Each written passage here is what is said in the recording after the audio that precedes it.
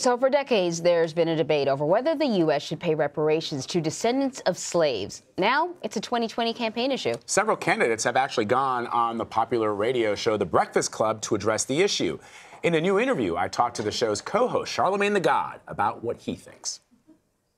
I mean, for people to act like reparations is such a far-fetched thing is crazy. Because if you were working for a company and you worked for that company for free for a long period of time, you would probably want back pay, you know, because of all the work that you put in. And then you got, you know, Jim Crow segregation, and you have mass incarceration. You have all of these things that were systemically done to black people to oppress them, to marginalize them. And we wonder why there's so many there's such a socio-economic gap now between black people and white people. It's because of that.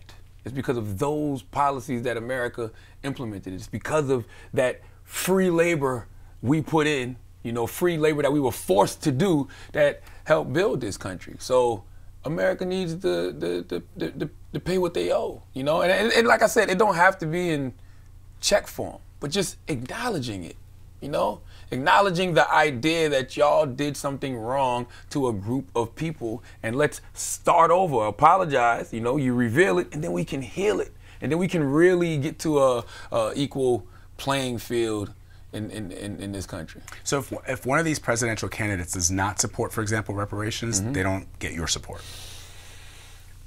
You know, I thought about that, right? And I thought about that because everybody got mad at Bernie because Bernie said he didn't really give you a full-on answer. Yeah, but I think what Bernie was saying is true. Bernie was like, what does that look like? And that's one thing. Like you said, it's buzzwords. Don't be just throwing the word around. Yeah, I support reparations. What does that mean, though? What does that look like? You know, like, what does that look like, Elizabeth Warren, to you? What does that look like, Kamala Harris, to you? What does that look like, you know, Bernie Sanders, to you? What does that actually look like? So when I hear somebody say they don't support it, it turns me off. And the only reason it turns me off is because they're not even supporting the idea of dismantling white supremacy. Because it's not really about reparations. It's just about America acknowledging the wrong that they did to a group of people and then trying to make it right. And we act like black people have never been offered reparations. They offered us our 40 acres and a mule, they just took it back. Right. You know? Right.